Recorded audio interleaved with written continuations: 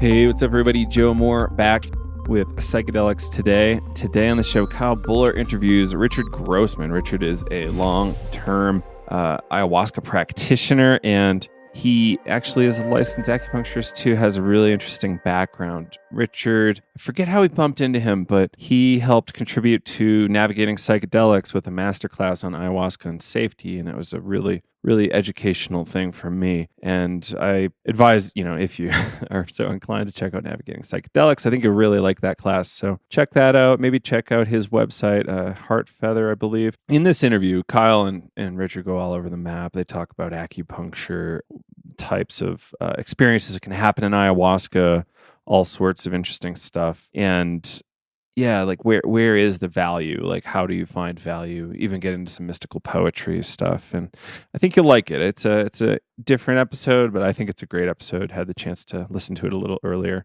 before recording this intro, and I think you'll dig it. So yeah, let us know what you think. Psychedelics Today, email@gmail.com. If you want to support the show, send us a review on iTunes. Give us 5 stars if you think we are worth it. We would love it. More people will find us, and we can spread the good word more easily. And if you're so inclined, we have a class, Navigating Psychedelics, where we actually teach you the basics of psychedelic harm reduction, how to pretty much take care of all the essentials of the psychedelic world, how to keep yourself out of the jails and hospitals of the world, and how to hopefully get something from the psychedelic experience. And you can find that over at psychedelicstoday.com, Navigating Psychedelics. So I hope you can check that out and see you on the other side of the interview. All right. Welcome back to Psychedelics Today, everybody. I'm Kyle, and I'm here with Dr. Richard Grossman. Sorry, I'm getting tongue-tied already. Sweet. So welcome to the show. Excited to have you on here. We'll talk about a little bit about your work and your work with ayahuasca. Do you want to give folks a little background about what you do and what your background is? Yeah, I have a very long background as working in healing, starting off many years ago, macrobiotic chef, long-term practitioner of kind of a meditation since I was a teenager, and many years as a licensed acupuncturist with a practice in California, Los Angeles area. And then for the last 12 years, I've been pretty much leading ceremonies with ayahuasca and with San Pedro for the purpose of, spiritual, emotional, mental, and some physical healing work. Mm. And how did you get involved with working with San Pedro and ayahuasca? Ayahuasca came to me shortly after I graduated from acupuncture school and very shortly into my attempt and success as a private practitioner. A friend of mine brought some up from Peru and said, "You have to try this." And he'd had a little bit of training in Peru, very little, but he was good. He was also a long-term healer and a very dear friend of mine. And my life changed in one night. Mm-hmm. The moment I recognized what was happening to me, my first thought was, this is going to be my life. There was really no doubt in my mind about it. And then it took me many years as an acupuncturist, learning more about healing, more about the body, more about the mind, more about the spirit, to actually get to a place where I felt that I was ready to start leading ceremonies, as well as some time in Peru studying and learning there from the shamans there. Awesome. And how long ago did you get exposed to ayahuasca? I don't actually exactly know, but about 30 years. Okay. So yeah, you've been at this for a while. Yeah. Sweet. And so do you kind of integrate your acupuncture practice in ceremony, as you were saying before? Yeah, not so much with ayahuasca. Ayahuasca, we do fairly traditionally. Icaros, I've added in a lot of other things other than just Icaros, more modern, not popular songs by any means, but songs that have come to me during ceremonies, as well as poetry from mystic poets like Rumi and Kabir and Hafez, and a lot of instrumental music with flutes and kalimbas and jaw harps and harmonicas and other things. I call it traditionally based because we do it in the Upper Amazonian style, in the dark, eyes closed, people receiving the experience, good, strong medicine. And it's not participatory. Sometimes at the end we have people sing along, but the most part of it is non-participatory other than what's going on inside of the participants. You mean the facilitators aren't really participating, they're just holding space? The facilitators are facilitating. We're singing, we're playing music, we're helping people if they need help. We're, really monitoring the space. The assistants help people get to the bathrooms and back. And so it's done in a traditional style, but I'm not like singing Shipibo all night or any tribal Icaros all night. And were you trained in the Shipibo tradition? I had a lot of experience with the Shipibo tradition. I was never actually an apprentice getting the full-on training. Never felt right for me to do that. Mm. Did you train with specific people down in Peru or a certain tribe? Yes. Yeah, many different people, actually. Nice. So not one lineage. Some of them didn't know that they were training me. But they were. Nice. Yeah. Cool. Yeah. So not just one lineage, you kind of have a variety of teachers and whatnot. Yeah, everything from traditional Shipibo to Kokama to Rio Napo to Napo Luna to Mestizo to kind of much more modern styles. Mm-hmm. Cool. Yeah. And so you integrate the acupuncture with the San Pedro. Is that correct? Yeah. For the San Pedro, we do it totally non-traditionally. There'll be some songs and music in the beginning, and sometimes the middle, and sometimes the end. It's a long day. San Pedro is 18 hours of work. Wow. But then at some point, people become ready, and each person gets not each person always, but people that need it get one-on-one work with acupuncture, body work, counseling, whatever else they need, whatever else we can provide. So this is like kind of post ceremony as a way to... No. In the middle of the ceremony. Oh, wow. Usually after about 3 hours. And what I found is that, whereas with acupuncture, in a clinic, it might take 10 sessions to get a really deep change. Mm-hmm. With the San Pedro, the change happens, or the body work, whatever it is, the change happens in one day. Right. Huh. That's really interesting to do it kind of like mid-session. Yeah. I don't know anybody else that's doing that. I mean, there may be people, but I don't know anybody else that's doing that. Yeah. How did you come up with that like format or idea? God, how did I come up with that? I think what happened was somebody was having a problem, and I started working on them, and it worked. And I work with a partner, and she drives me pretty hard in the ceremonies, because the last one we did, we worked on every single person in a group of 30. And it just developed naturally. It was an organic growth that happened, of here's this idea, let's see what happens. Yeah. And it worked really well.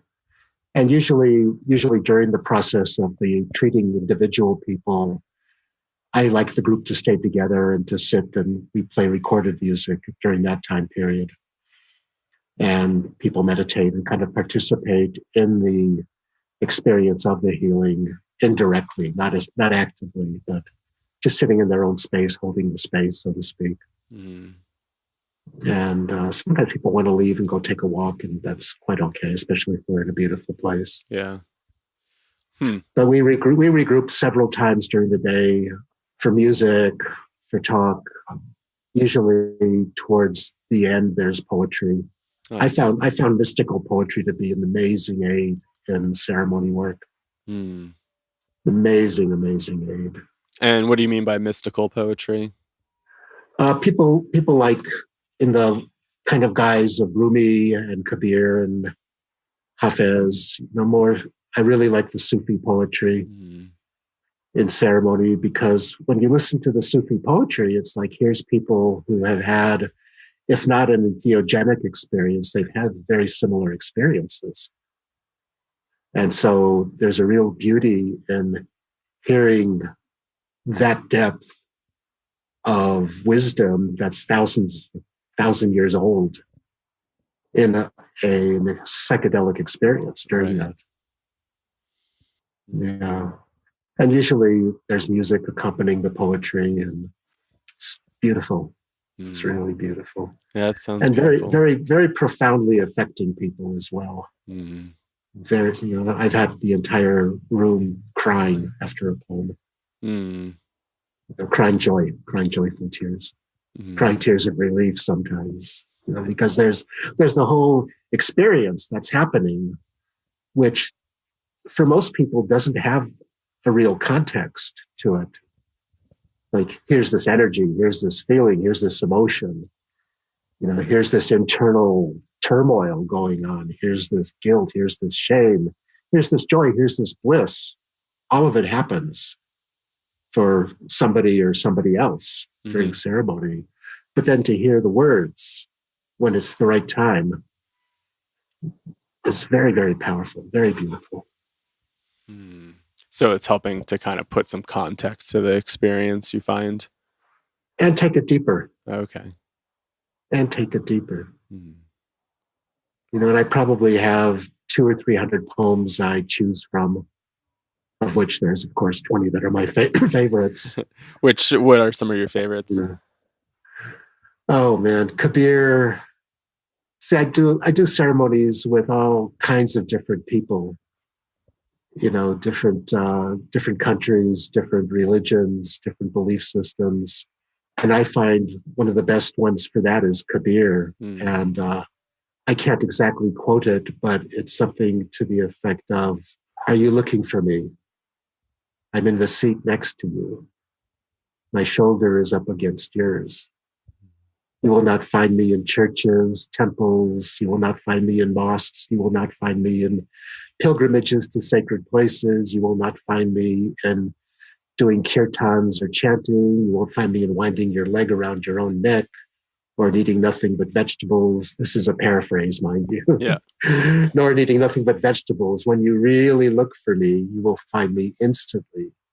You will see me hiding in the tiniest house of time." Kabir says, "Student, tell me, what is God?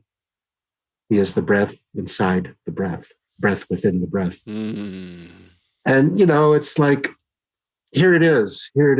Religion is not the path. Belief is not the path.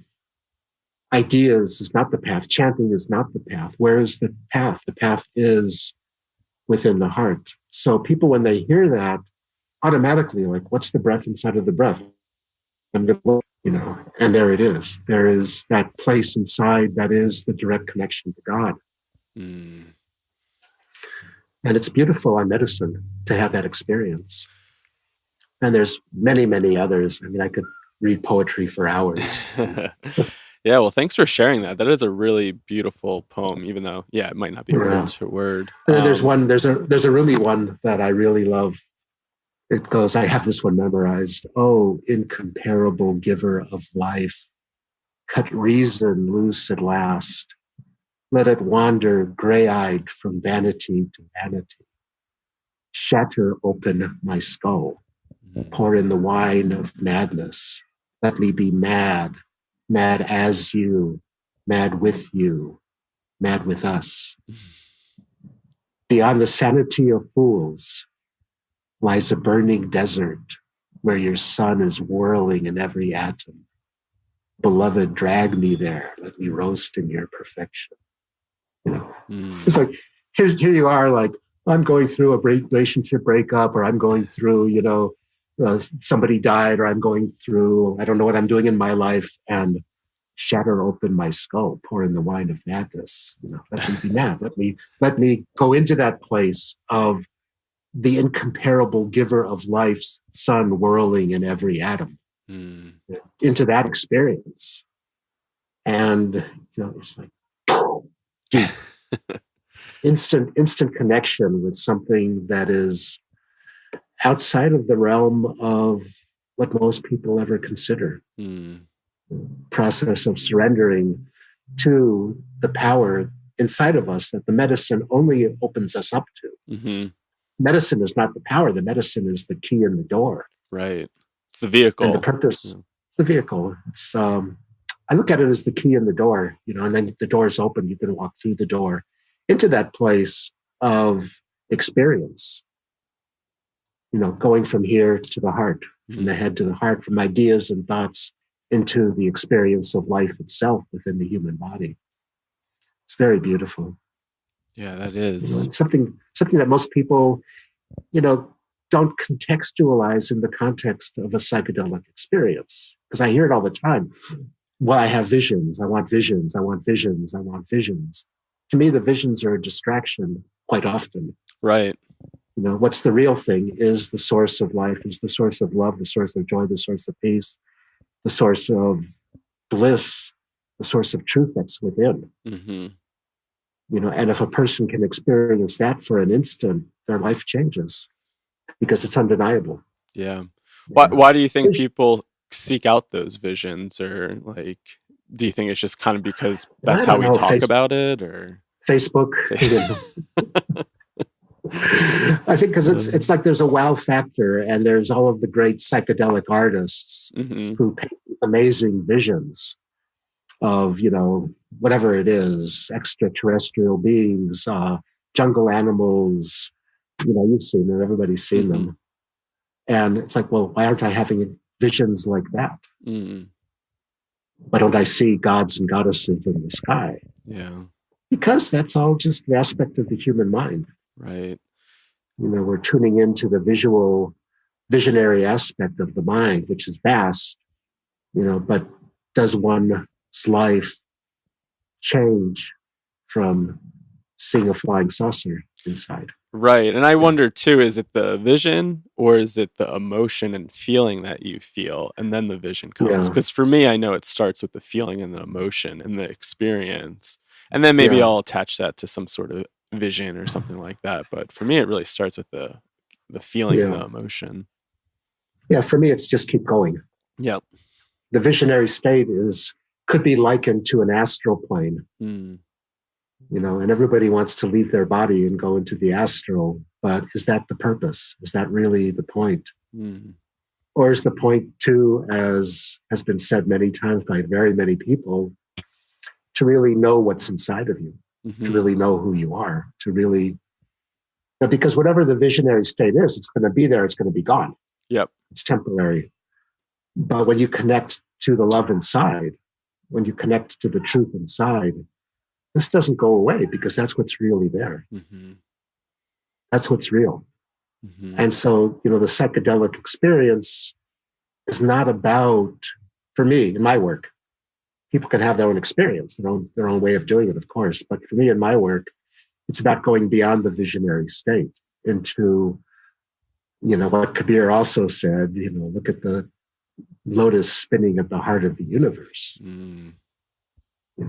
There's not actually a lotus flower there. But he's talking about that energy, that power that is in the center of creation, which is the center of art.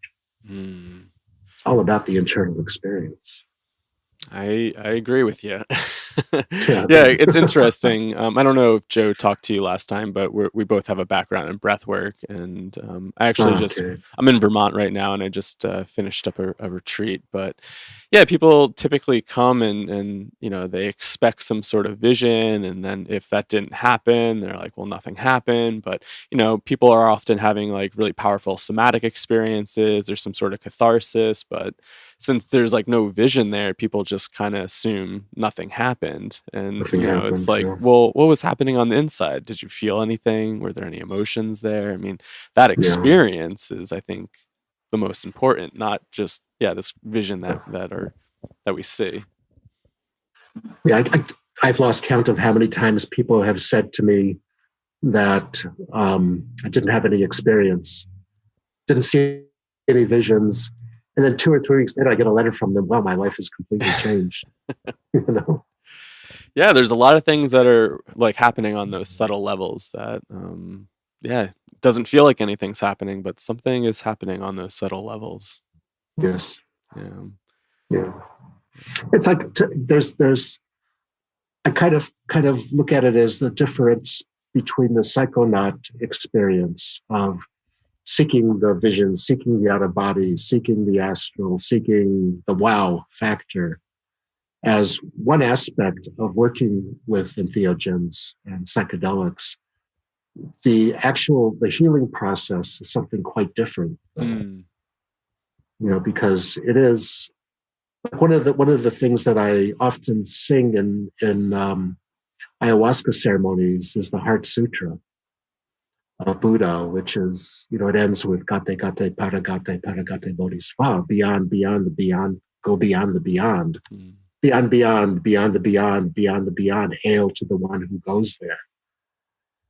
So are we tapping into a brain discharge or an experience of deeper levels of the subconscious or unconscious mind or unconscious mind? Or are we able, in the context of a ceremony, to go beyond the beyond, to go beyond the beyond the beyond, to go infinitely deep into experience? This, to me, is where the healing happens, because to go there, you have to let go of everything. You have to let go of the thoughts, of the emotions, of the fear, of the wanting, of the need, all the things that impel a person into doing medicine work. You have to let go of all of those and go into a place of total surrender to the experience and not even getting caught up. I tell people, if you see Ganesh and you see Krishna and you see Shiva and you see, whatever, just keep going. Just keep going. Just keep going deeper into the core of creation, which is the heart, which is in the breath. Just keep going. And to do that, you have to let go of all of the ideas. Right. All ideas have to go. And I see a lot of ideas in the psychedelic community. A lot. But what is it to let go of the ideas, to let go of the want, to let go of the need for the visions, and really do that very intense journey from here to here. Do you have any examples of some of these ideas that you've been observing? Oh, the whole Hindu pantheon is a big one. People want to see Krishna, they want to see Shiva, they want to, and a lot of ceremony places do a lot of chanting to bring in Saraswati, Ganesh, Lakshmi, all these people, all these gods and goddesses, I should say. And it's an overlay. It's something that's placed upon experience.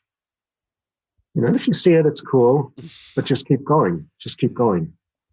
Just keep going. How deep can a human being go? In my mind, in my experience, this is an infinite journey. There is no place where it's as good as it gets. If you see the white light of creation, it can get deeper and deeper and deeper. Huh. And what is it like to go deeper and deeper and deeper? Do you have like an example on how somebody could potentially do something like that in an experience? Well, for myself, I can only talk about me here because I'm the only person I really know in the internal world. So, whenever I do ceremony, I am very far from perfect in my internal world. I've been working on myself my entire life practically, but there's still so much more to go. So I can be sitting, feeling the medicine beginning to take effect, and my thought process will start, usually. What about this? What about this? What about this? What about this? At that point, I breathe. If I'm singing, I sing. Whatever I'm doing, I do it more. And it's almost as though, if you can imagine, a series of curtains parting over and over and over again. Like, here's a place of illusion. Here's a place of illusion. I'm thinking about my work. I'm thinking about a relationship. I'm thinking about a friend. I'm thinking about this thing or that thing. Okay, breathe, go deeper. I start seeing colors and patterns. Breathe, go deeper. Maybe I'll start having visions. Breathe, go deeper. And, there's like waves of it, up and down during the course, especially the ayahuasca ceremony. Wachuma also has many waves to it. And as I'm doing my own work in the context of leading the ceremony, the waves start to smooth with time until all there is me sitting there. There's nothing else going on. No thoughts, no vision. The medicine's still strong, mind you. Right. No thoughts, no visions, just this overwhelming, beautiful state of what I would call love. And that is phenomenally healing for a human being to experience. It's like karma, the impressions on our mind, the impressions on our spirit from this lifetime alone, but throw in an infinite number of past lifetimes as well. The impressions, the wounds, the injuries are deep. There's nobody here who's clean that I've met so far. There's nobody here who's coming in with a blank slate, So, as like, for example, my first very strong ayahuasca experience, I was sitting there listening to some music with my person who was guiding me sitting on the other side of the room, just letting me do my thing. And I ended up, this was very powerful and very strange. I ended up in a Nazi concentration camp. My background is Eastern European Jew, and although none of my relatives that I know of went through that, I was there. And so here I am in this really profound, awful, bad trip, in quotes, visionary state. And what do? So I'm watching this, and it was 3D real. It was 3D real. And this voice came in and said, trust and forgive. And that wasn't really what I wanted to hear. To forgive this, to trust this, wasn't really what I wanted to hear. Yeah. But I sat there processing that. What does forgiveness mean? What does trust mean? How am I able to trust an experience that's awful? I wasn't like yelling and screaming. I was like sitting very calmly, like, okay, this is really interesting, And when I got to a place where I realized that trust and forgiveness meant totally letting go of any connection, emotional, mental, etc., that I had, not only to that vision, but to that experience, to that ancestral or tribal experience, then it just went and dissolved. And I was just sitting there until the next one started. And this went back many, many, many, many ages, And when it was finished, I was just sitting there in a state of joy and peace, feeling like 10,000 tons of garbage had been lifted from my shoulders. Was that real? Was it not real? Was it past lifetime? I don't care. It doesn't matter. I don't want to put labels on anything. Right. But I know because I was experiencing that, it was in me someplace. The connection to those experiences was in me. It could have been my imagination. Doesn't matter. But whatever it was in my subconscious mind or in my, field, let's say. And by actually releasing it and letting go of it, by forgiveness, by letting go of any emotional, mental, psychic connection to those visions, a profound healing occurred for me. Profound healing. And, whether it's that or whether it's, a trauma from this lifetime, war, rape, whatever it is, it only all exists as memory. Right. It only all exists in the mind or our memories, You can't say like the mind is vast and it encompasses something more than just the brain. That's not important to me in this context. What's important is that if something like that comes up in the context of a ceremony, even dreams, even thoughts, etc., it means that something is there that is not clean, that is not healed. So the ayahuasca especially, it's like, here it is. What do you want to do with this? I can write stories about it. I can create a religion about it. I can do a lot of things with it. Or I can release it, let go. Where's the most benefit? Releasing and letting go, letting it heal, letting the past become the past, whatever the occurrence was. I went through a fairly severe childhood trauma. There was a whole series of ceremonies that were around this. I finally healed when I went, okay, enough. I'm letting it go. I am not going to participate in this anymore. And I don't need to participate in it anymore. Because it's all just memories of memories of memories of memories of memories. And, if I was sitting there with visions, I want my visions, I could just ignore the whole process of healing. I want to see the snakes in the jungle and jaguars and fly like an eagle. And I want to do this and that. And medicine will quite often give you that as an entertainment. But when you really get down to the work, it's all about forgiveness.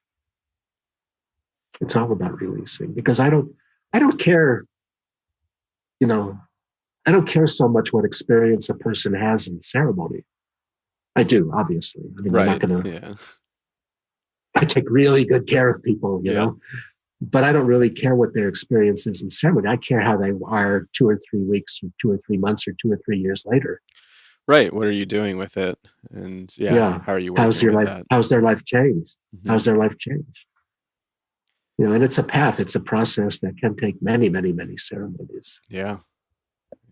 Yeah. Over the weekend, my breathwork session kind of went through the same sequence of like digging through all this stuff and realizing like, I don't need to continue to participate in this karma that I think I'm like suffering from. Like, do I really need to participate in this anymore? Like, I can let it go. I don't need to keep doing this to myself. And it was really interesting. And it's really not that experience, but just I've been thinking a lot about just what is healing in general, and especially in terms of this whole kind of psychedelic renaissance and how these things are starting to get out there and people are seeking healing. And coming back to this, that first poem that you spoke of it's within the breath of the breath.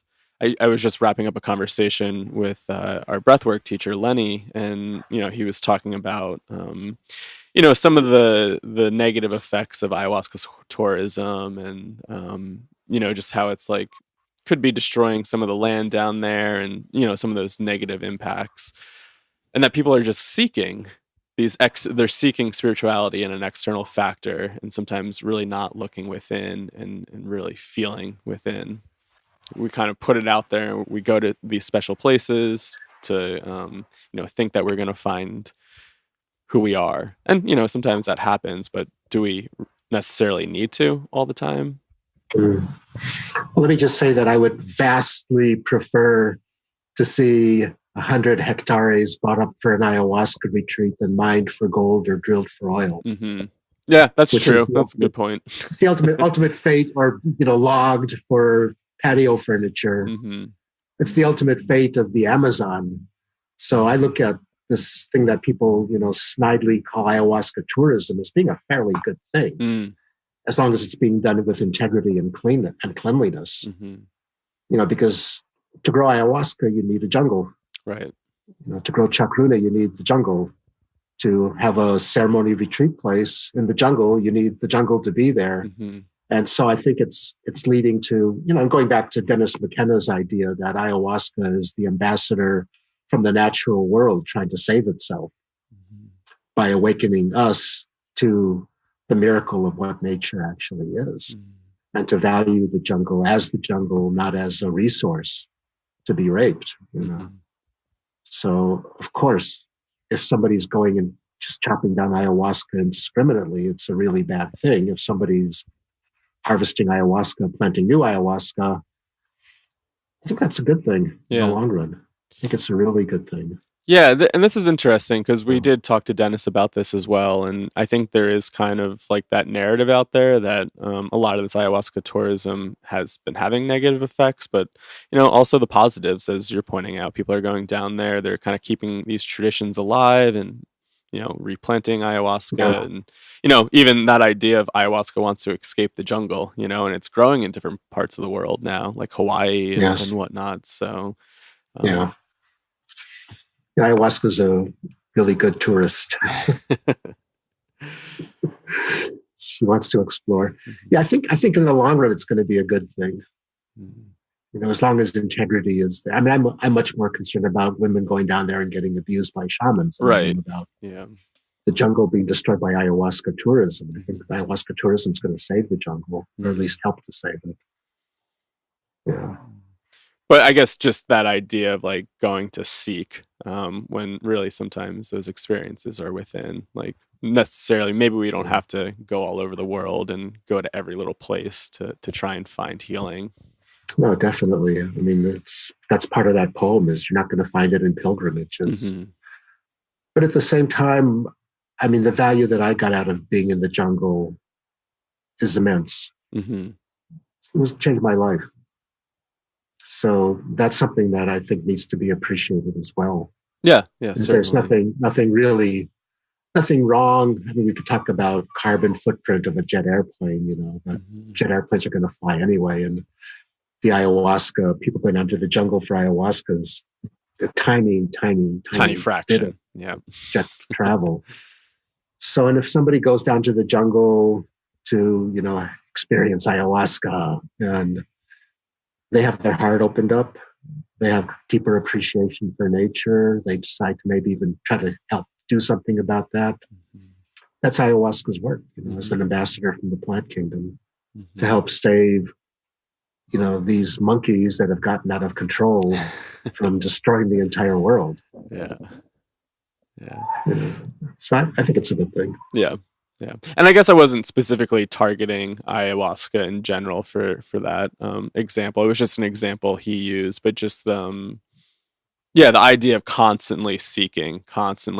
So how do we come back to the inner experience and find that healing within, instead of projecting it out onto the external world and thinking that we'll ultimately find it there if we continue to seeking these external things. Yeah, exactly. Yeah, exactly. Ultimately, it has to be an internal seeking. That's where the game is. That's where everything is. Yeah. We are what we've been looking for, as Marianne Williamson said. We are the people we've been looking for. Yeah. That's why I love the Sufi poetry so much, because it's always, here's this, but it's really inside of you. It's really inside of you. This is where the friend is. This is where God is. This is where the experience is. It's inside of you. And, I could spend my lifetime going on pilgrimages from sacred site to sacred site. And, I'd have some really cool pictures. Yeah. Some good bragging rights. And probably really wonderful experiences. Really wonderful experiences too. But, the journey from here to here, from the head brain to the heart brain, is the deepest journey a human being can take. And you'll never get this from any place external. Right. You might get reflections of it that you feel while you're there, but then you have to leave. Yeah, you got to go back home and home and make some money for the next one, Yeah. So how would you define, I guess, like a healing process, or what is healing to you? Well, it's a complex subject. It is. Yeah. It's a complex subject. I like the idea of a series of concentric circles. I think this came out of homeopathy. On the outside is our skin. On the outside of that is our energetic field, but on the outside is our skin. Oftentimes diseases will manifest on the skin, but it's also oftentimes the process of the disease from the internal coming out.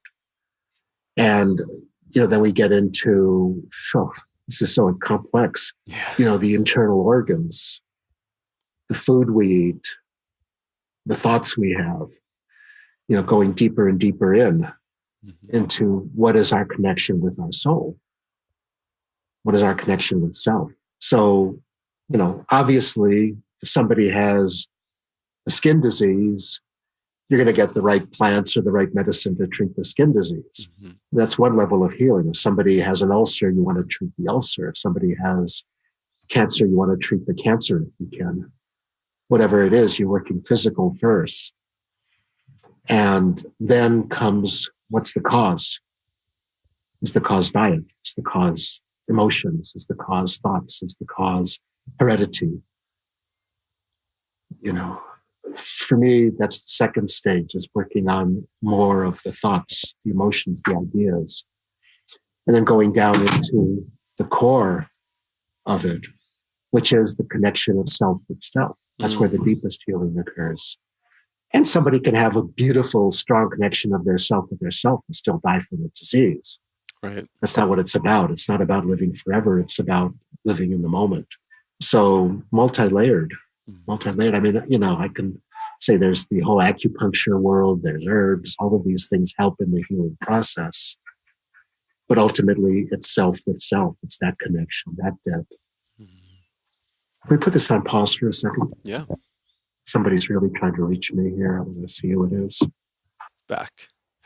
I kind of want to jump back to this like your work with acupuncture within the San Pedro ceremonies. I think that's really interesting. So are you working with the person's like energy there, and what type of things are you seeing when you're working with people during that?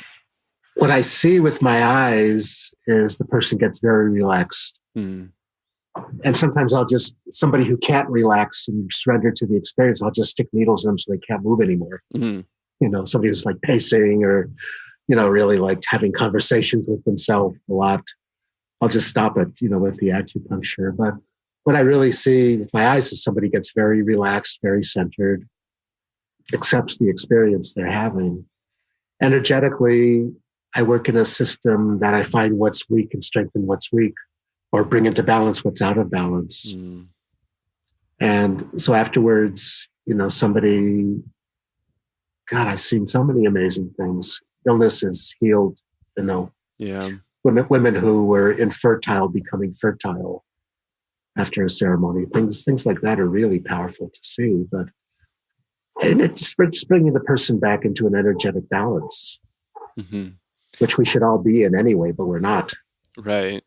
And coming from like that Chinese medicine background, do you view intoxicants, quote unquote, maybe with like San Pedro or marijuana and stuff like that, like affects the chi or like really disrupts the energy within? Because I remember when I used to go get acupuncture done, it was always like, don't indulge in, any intoxicants or do anything like this because it can really kind of disrupt your energy when you come in for a session. Yeah, I don't consider San Pedro or ayahuasca to be intoxicants. That's what it's like, quote unquote. Yeah. Yeah, I consider them to be healing plants. We get into stuff like alcohol and marijuana and, a lot of the chemical things. They can definitely be intoxicants and have damage to the body. Not so much marijuana, but even that has its positives and negatives. Mm-hmm. Ayahuasca, I see only as being good for the body. Mm. All of the studies that have been done trying to find something wrong with it have come up empty-handed. Mm. And what I felt in my own body is I'm pretty much as vital as I was 20 years ago. Mm. My level of vitality, my level of energy. Wow. And my outlook on life is very positive. And it wouldn't be that without ayahuasca and San Pedro. I know that. Mm. It wouldn't be anywhere near what I am now. But yeah, I recommend people don't take any intoxicants for 2 weeks to a month before ceremony and for that long afterwards. Mm-hmm. Don't often get total compliance with that. Right. People that comply with it get the benefit of it. Mm-hmm. I look at ayahuasca and San Pedro and to some extent Iboga as being in a different universe than marijuana or MDMA or LSD or something. What about psilocybin? It has a rough effect on the liver, from what I've seen. It depends on the way it's used. Again, is it being used ceremonially for healing, or is it being taken to trip out? Right. I guess it does kind of have more of a recreational history versus ayahuasca. Yeah. So you've seen research that it's a little bit rough on the liver? Do you know any more about that? It's my own. Whenever I've done psilocybin, my liver's okay. hurt afterwards, and I've talked to other people with the same experience. Yeah, I don't have any research on that. That'd be interesting. And you don't feel that way when you drink ayahuasca? Never. Never. Yeah, I mean, ayahuasca, it's one of the reasons I don't like the chemical, what do they call it, pharmahuasca world. Because there's so much in ayahuasca that's so tremendously beneficial for the body. Even some of the texts to remove the tannins. The tannins are valuable. They bind toxins in the body. And what about Wachuma? Wachuma, I've not felt anything negative from either. Seems like it could be a bit harsher on the body than ayahuasca because it has that stimulant property to it. Right.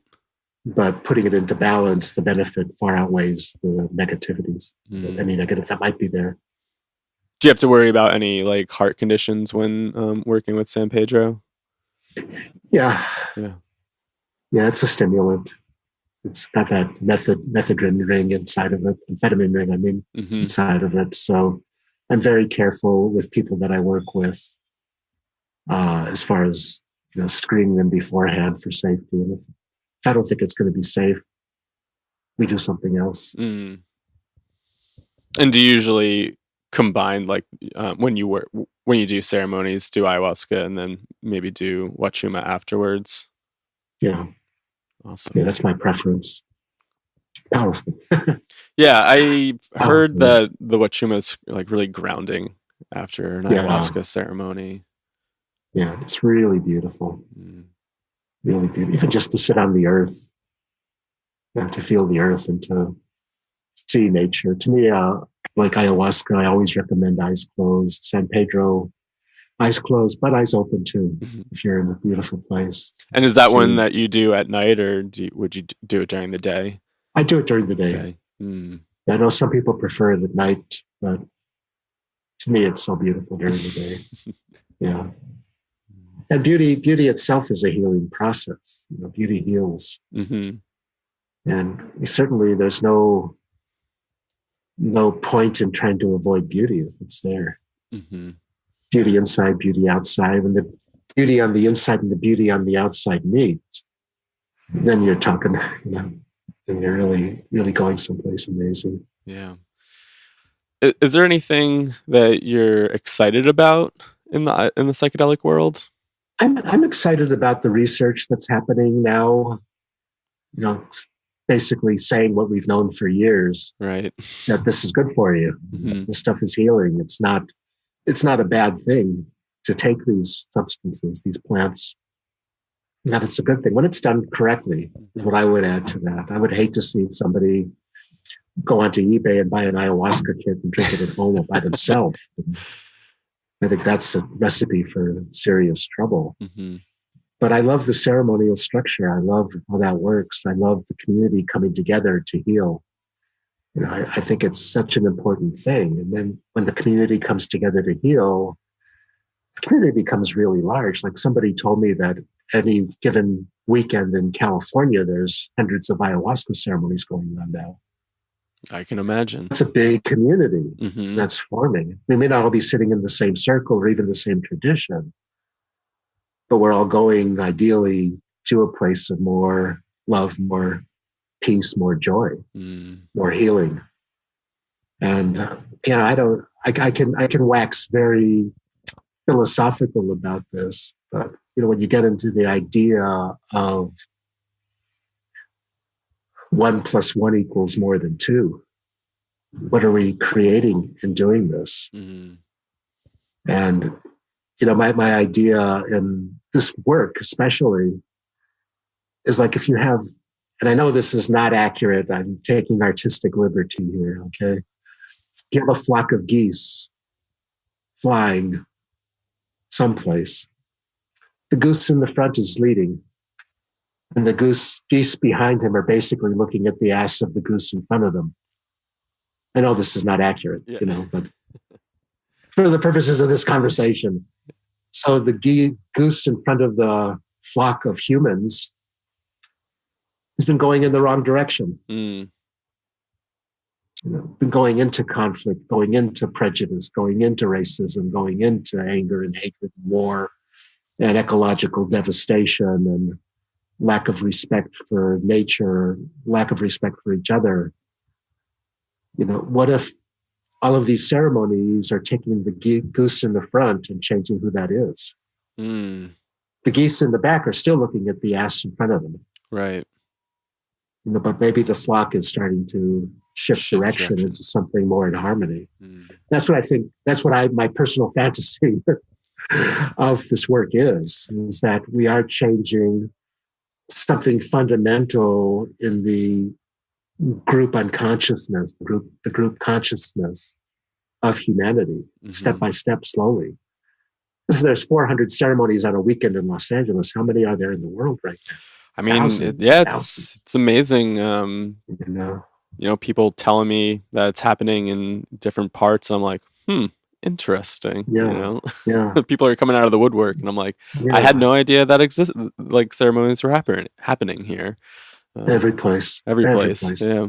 We look back 2,000 years to like Jesus. Jesus had a experience of self-realization, of really knowing God within. The kingdom of heaven is within. Father and I are one.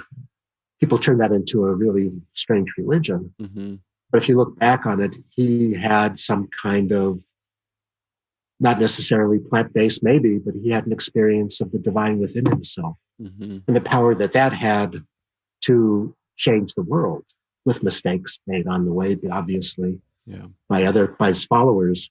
But, what's the power of thousands of people having an experience of love, of joy, of peace, of healing? Maybe it can change the direction. Maybe it can save us. Maybe ayahuasca is an ambassador from the more ancient and much wiser kingdom of the plants, looking at the monkeys that have gotten out of control and saying, I want to help you guys. I want you to be happy. I want you to dance and sing and, be in joy and not be in conflict and hatred and anger all the time. What if that's the purpose of this? It's beautiful. It's really beautiful. Yeah, we can only hope that changes. And I always think about like even the subtleties, like we're on the subtle level on how things change and shift. It's interesting. Are there any? It keeps me optimistic that the more everybody kind of starts engaging in this, that things will slowly start to shift. Is there anything that you feel cautious about now that this stuff is like psychedelics are starting to hit the mainstream, or maybe like an idea of where you would like to see this go? There's a lot of cautions. I mean, I've heard and seen people who go down to the jungle for a couple of weeks and come back and they change their name to shaman this or that and start leading ceremonies. That to me is a bit of a recipe for an eventual disaster, possibility of an eventual disaster. And obviously the ceremony structure is morphing and changing into something that is not the jungle structure anymore, not the jungle tradition anymore. I think that's inevitable, is that it's going to grow and morph and change. I don't want to see it change too much. Like, I don't want to see ayahuasca raves happening. Right. I just don't want to see that, and I know people have attempted this. Some guy was wanting to do the largest ayahuasca ceremony ever. And I think that's ridiculous because it should be small. It should be community. It should be from the heart in a controlled setting. What's small to you? Small to me, under 30 people, under 30 or under. Yeah, that's the most I go. I mean, I've done more on New Year's Eve once. That it was beautiful, but it wasn't the same. Yeah. I had a lot of assistants helping. But I think in the context of a shamanic ayahuasca ceremony or San Pedro ceremony, 20 to 30 should be the tops. Yeah. That's for somebody who's really experienced at doing it. Yeah, I would agree. Stuff can go crazy. Yeah, Joe and I went down to Jamaica. We had 21 participants there for the mushroom retreat, and that felt like a lot to contain. So I would agree, maybe like topsing it off at like 20, 30. And we had a lot of help too, so that was good. Yeah. The ayahuasca ceremony structure really contains it well. for me. The constant songs or music, the really paying attention to what people are going through, trying to stop things from going totally wonky in the beginning before they go totally wonky. Mm-hmm. It seems like there's quite often a point in a ceremony for me where it's like, this can go in either direction now. This can go into total group insanity, or it can go into total group healing. And, thank God it's always gone into total group healing, or almost always gone into total group healing. Have you had an experience where it went into group insanity? A couple, What's that like? I don't want to talk about it. Okay, that's fair. Yeah, it wasn't pretty. Mm-hmm. And, I've taken great safeguards after those, really just 2 times Mm-hmm. in, many years of doing this. Mm-hmm. I've taken great safeguards to make sure that it can't happen again. Mm-hmm. But yeah, it can be dangerous. It Mm-hmm. can be dangerous. People have been killed during ayahuasca ceremonies in Peru. Mm-hmm. So people have to have a great deal of respect for the medicine. I think that to me is the deepest issue, is looking at it as something to be respected with a consciousness, with its own spirit. Again, like ayahuasca to me is not what's in the cup. It's what the cup opens you up to the world of ayahuasca, to the spirit, to the consciousness and intelligence of this amazing being, this amazing consciousness, call it. If respect for that is lost and it becomes, hey, dude, let's do some ayahuasca tonight and make a YouTube on it, which has been done, It's been done. I think it's missing the point, and I think that's a very sad way to use these sacred medicines.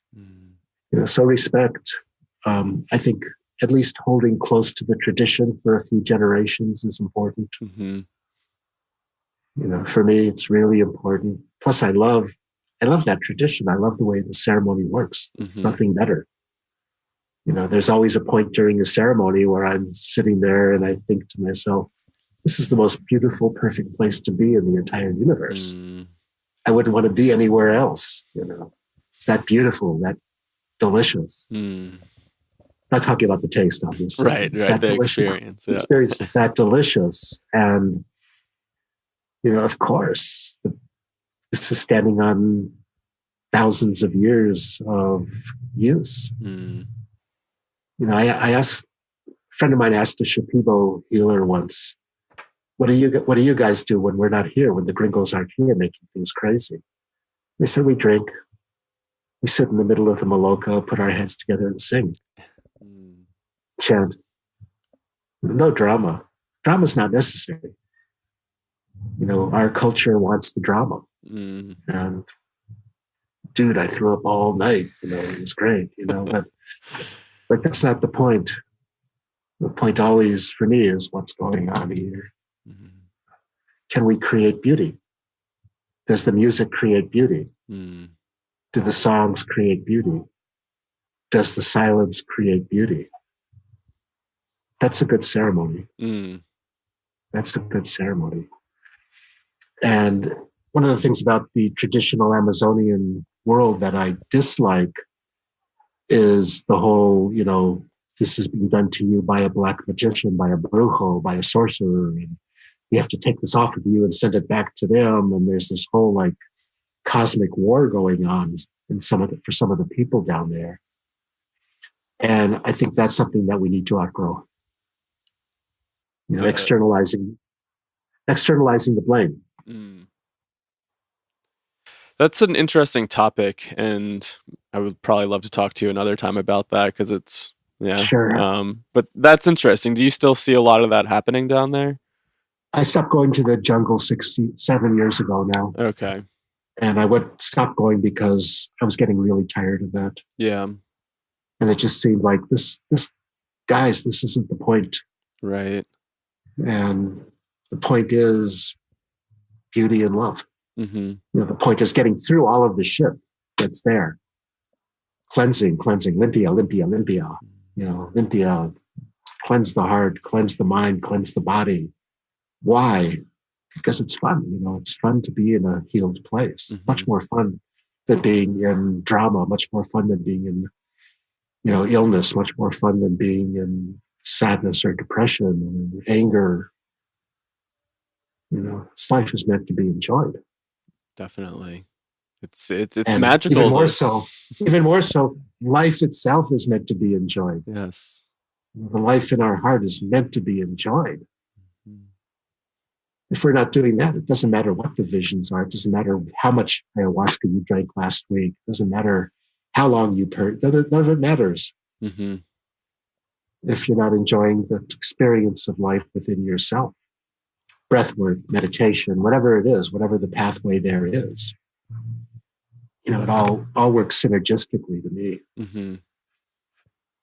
Yeah, for me, it's just waking me up to this is all magic. I mean, to wake up every day and enjoy every moment. I mean, that's what more could you ask for? I know there's a lot of suffering happening in the world and it gets hard, but I mean, to really contemplate what you're doing here. And I mean, this is here's the thing about the suffering in the world is, I went through this, like, what am I doing being so joyful during these ceremonies when people are, so many places in the world, people are suffering. And, the answer that I came to is, no matter how much I suffer, it's not going to help. Mm-hmm. Suffering to heal suffering just doesn't work.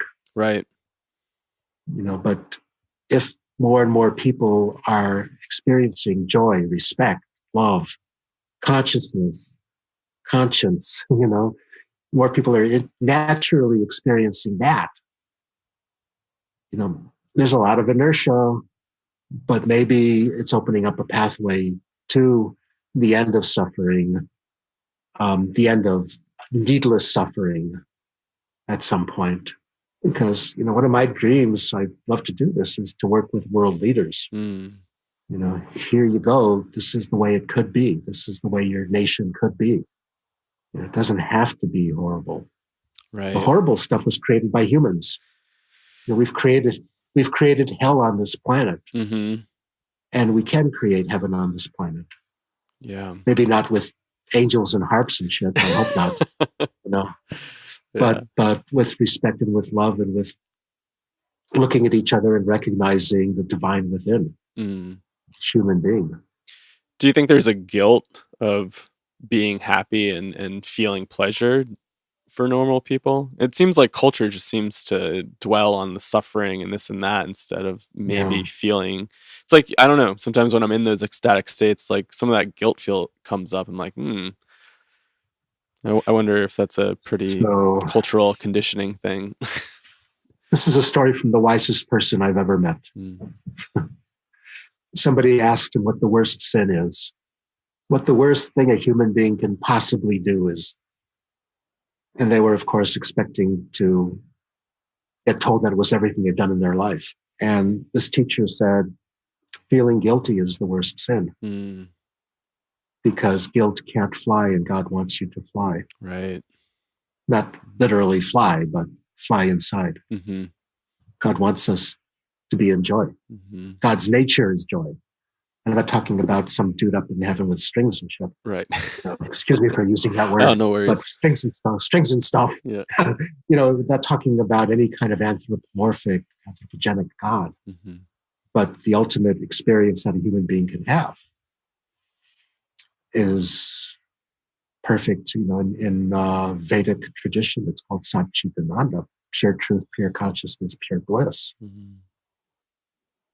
That is where the creator of this universe, the instigator of the Big Bang, wants us to be. And not wanting us to be in any kind of human wanting us to be. Because it's not us, That would be a God created in human image, which is all too easy to do. But the nature of reality is joy. The nature of reality is love. It takes a lot of love to make a universe. Yeah. It takes a lot of love to make a world. And it takes a lot of love to be human, to be really human. And so if you have an entheogenic or psychedelic experience and it turns you into a human being with more love in your heart, you then become automatically, potentially, part of the solution to the human condition. If you become a human being who's more guilty and more paralyzed from the guilt and unable to accomplish anything in your life other than going to a job and having a 2-week vacation a year, if you're lucky, you're part of the misery. Mm-hmm. And that's a universe that was created, or a world that was created from some fundamental mistakes our ancestors made a long time ago. Mm-hmm. We could have been in the garden, could have stayed in the garden. Right. We could have stayed in harmony with nature and each other and ourselves. But as Doris Lessing said, the monkeys got out of control. Yeah. This reminds me of a quote I heard from a teacher of mine. Just don't dim your light to make others feel comfortable. Yeah. Just, there's no need for guilt. I mean, if I'm acting in a way that's overtly selfish, I can feel guilty about that. mm-hmm. If I'm acting in a way that harms other people, I should feel guilty about that. But if I'm working, on the self, on my own relationship with myself, bringing more joy and love into my life, there's no room for guilt there. Mm-hmm. There just isn't. Because, that old cliche, what's the power of a lit candle lighting other candles? Mm. You can't light another candle unless you're lit. Right. You can't give a person love unless you have love. To me, the solution for all of the world's ills right now is love and consciousness mm-hmm. and awareness, and being willing to let go of the things that don't work. But to do that, love has to be the guideline. Love has to be the point of, is what I'm doing in harmony with love? Mm-hmm. Is what I'm doing in harmony with truth? If I'm feeling love, naturally, I'm not going to steal. I'm not going to hurt. Naturally, it doesn't have to be a commandment. When one poet, Rabia al-Basri, said, people created religion because they couldn't handle the full truth of love. Mm. I'm really paraphrasing now. Yeah. This is something like this, she said, and so people created religion to put a context into an experience that they couldn't fully accept into their lives. Mm. Psychedelics and theogens, here you go, here it is. Here's that experience that you can, at the very least, use as a guiding light.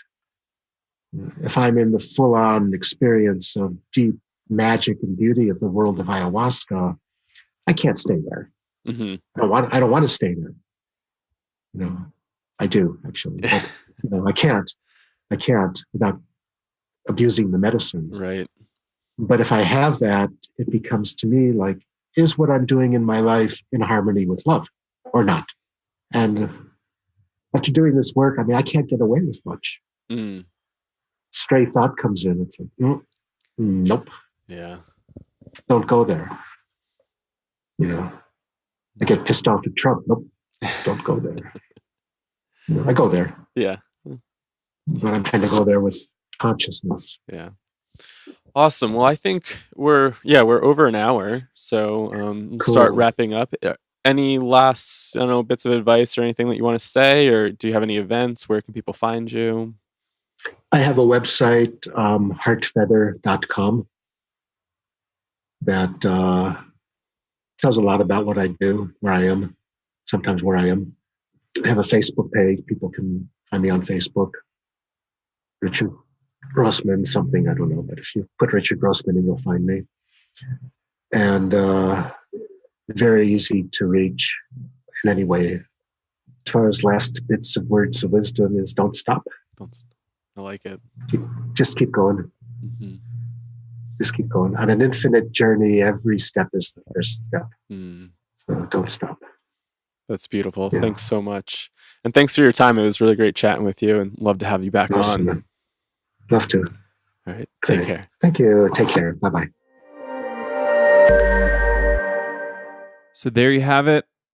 Kyle Buller and Richard Grossman. Richard, thanks for being on the show again. Really appreciate your time. It was a really great interview, and glad you had the chance to do it while you were over in Europe. So thanks everybody for listening. And again, if you want to help us out, leave us a 5-star review. If you want to get some special access, check out what we're doing over at Patreon, patreon.com/psychedelics today. If you contribute a certain amount, you get certain rewards, including substantial discounts on stuff like navigating psychedelics and all our future online courses. So feel free to check that out, and early access to episodes and all that kind of fun stuff too. So thanks again for tuning in, and see you on the next episode.